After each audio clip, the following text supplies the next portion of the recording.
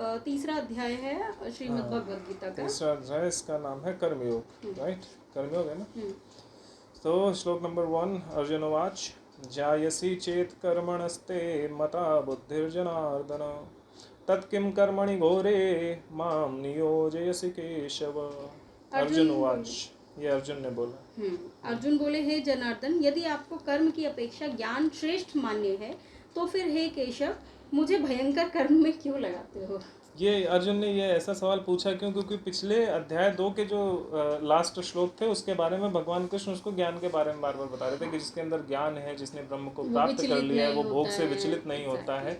भगवान कृष्ण इसलिए समझा रहे थे कि वहाँ पर ये भी बताया कि आपको कुछ मिलेगा और नहीं मिलेगा, आप दोनों ही केस में विचलित नहीं होते। और यहाँ पर वो बोल रहे हैं कि तू लड़, तुझे ये लेना है, तुझे जीतना है, यहाँ कर्म में लगा रहे हैं। एग्जैक्टली, वो इसीलिए बता रहे थे कि तुझे ये भोग भोगना है, युद्ध करना है, मिलेगा तो भोगना है, अपने परिवारजनों की मृत्यु देखनी है। लेकिन तू ज्ञानवान अगर पुरुष है, ब्रह्म अगर तेरे अंदर है, तो स्थित प्रज्ञ बन, और फिर क्या होगा कि ये जो चीजें हो रही हैं आपको विचलित नहीं करेंगी, क्योंकि जो आपके अंदर ज्ञान है वो इसको। तो भगवान कृष्ण इसलिए ये सारी कहानी बता रहे थे। तो अर्जुन ने पूछा, आप इतनी बड़ी ज्ञान की बातें कर रहे हो, तो जब आप ज्ञान की बातें कर रहे हो और बोल रहे हो कि कर्म की अपेक्षा ज्ञान बड़ा है, तो फिर मुझे इस भयंकर कर्म में क्यों लगा रहे हो, युद्ध वाले में, जहाँ पर मुझे इतने लोगों की मृत्यु वगैरह हो सकती है। तो वो वाला वो क्वेश्चन है।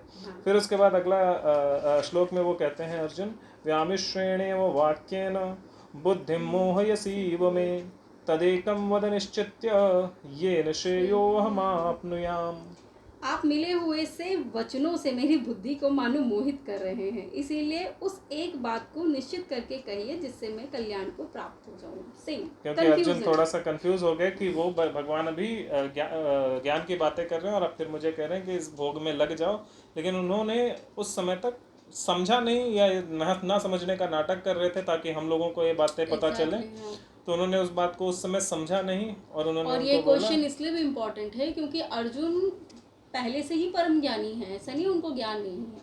हमने पहले भी बताया कि अर्जुन को ज्ञान है, लेकिन अर्जुन को वो ज्ञान है जो सिर्फ रटा रटाया जैसे लोग पढ़ लेते हैं, वो वाला ज्ञान है।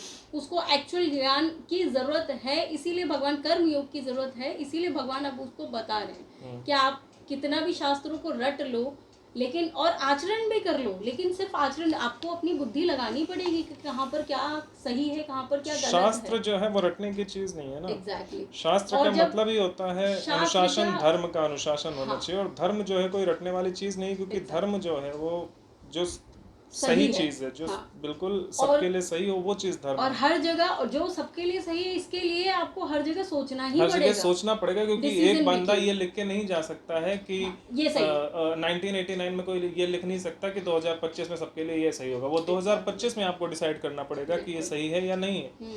और यहाँ तो सैकड़ों हजारों सालों पुरानी रूल बुक लेके लोग बैठे हुए हैं कि बस यही है, ये लिख के गया था अपना भगवान, बात खत्म।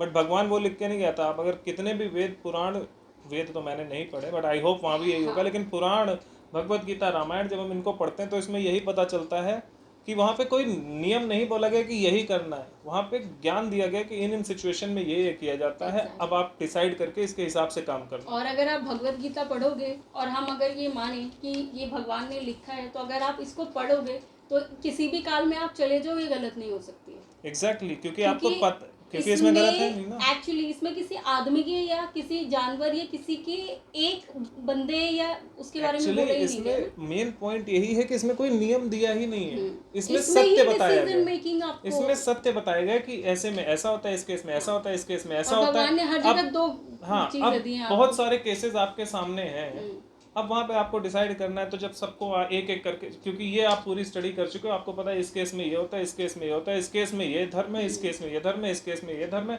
अब वो कई सारी सिचुएशन आपके साथ जब क्लब हो जाती हैं एक ही जगह पे, तब आपको ये सारी वो परम्यूटेशन कॉम्बिनेशन लगानी पड़ती है कि अच्छा इस केस में ये सही, इस केस में ये सही, बट इसके साथ मिलेगा तो शायद ये गलत हो जाएगा, फिर इसके साथ मिलेगा तो ये गलत हो जाएगा, क्योंकि वहाँ पर सब कुछ है।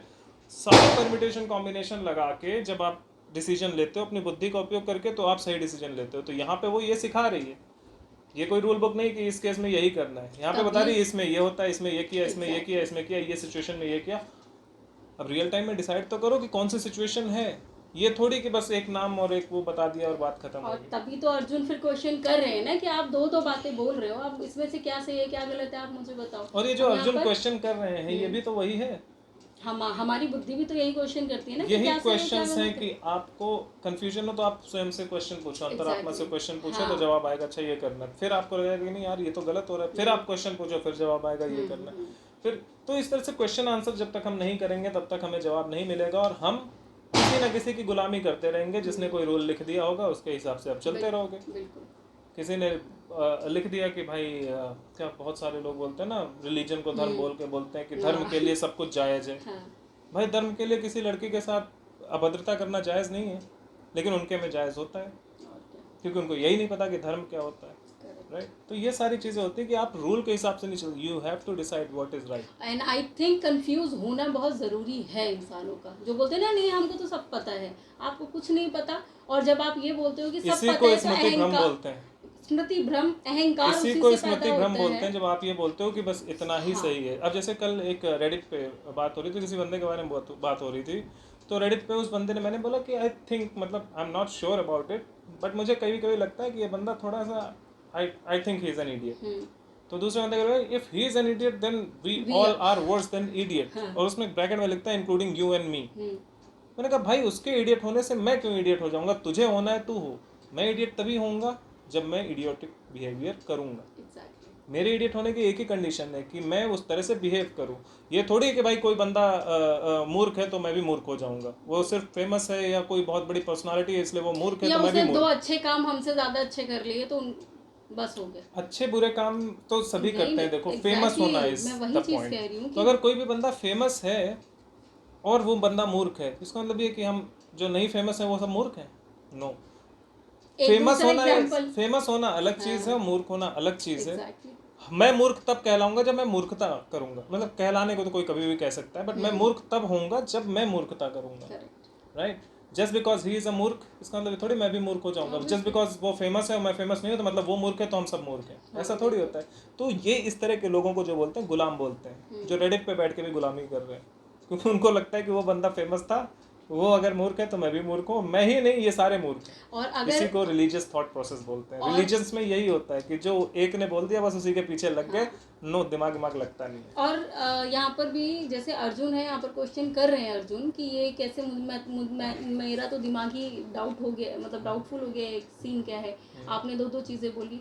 अगर गुलामी करते अर्जुन तो हमें इसके आगे का मिल पाता, इसके आगे का मिलता ही नहीं। अर्जुन क्वेश्चन ही नहीं पूछता। अर्जुन बोल सकते थे ना कि मैं अपने आप को थोड़ा इंटेलिजेंट बता देता हूँ, तो हाँ मैं समझ गया आपने क्या बोला, ओके मैं कर लेता हूँ, ठीक है, मार मुर के खत्म कर ठीक है। बट अर्जुन के क्वेश्चन ही सॉल्व नहीं होते।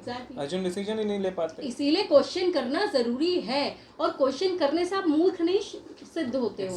क्वेश्चन करने वाला इंटेलिजेंट होता है, क्योंकि वो हर चीज के पहलू को अंदर तक जानने की कोशिश करता है कि ये हुआ तो क्यों हुआ।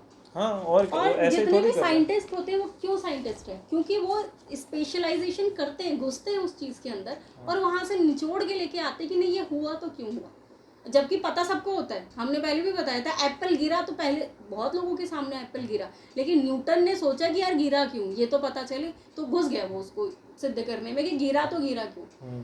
हर चीज हर इंसान के सामने होती है, लेकिन वो उस पर ध्यान ही नहीं देता। एक और चीज है, अपना दिमाग लगाइए, पृथ्वी शेषनाग के फन पर टिकी, ऐसा लिखा तो लिखा क्यों? सोचो इसके बारे में। लिखा हुआ है। ये इसके पीछे बहुत अच्छा लॉजिक है और ये बहुत इंपॉर्टेंट चीज है। आप सोचो अगर आपको पता चलता है, अगर आपको समझ आता है, आपको जरा सा भी समझ आता है तो बताओ। मुझे पता है इसलिए मैं ये क्वेश्चन पूछ रहा हूँ, अगर नहीं पता होता तो मैं आपसे नहीं पूछता, मैं खुद से पूछता। मैं आपसे इसलिए पूछ रहा हूँ क्योंकि मुझे इसका जवाब पता है। हमें जवाब पता है, लेकिन ये अंधविश्वास नहीं है। एग्जैक्टली अंधविश्वास नहीं है, लेकिन अगर इस थ्योरम को आप सॉल्व करके दिखाइए तो हम बात जो लोगों को नहीं पता होगा वो बोलेंगे कि ये तो मूर्खता है बस।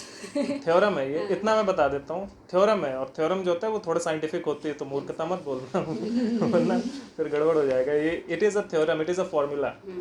कैसे है ये आपको फाइंड आउट करना है, और अगर समझ आ जाए तो रिप्लाई कीजिएगा, ना समझ आए गाली वाली देनी हो तो भी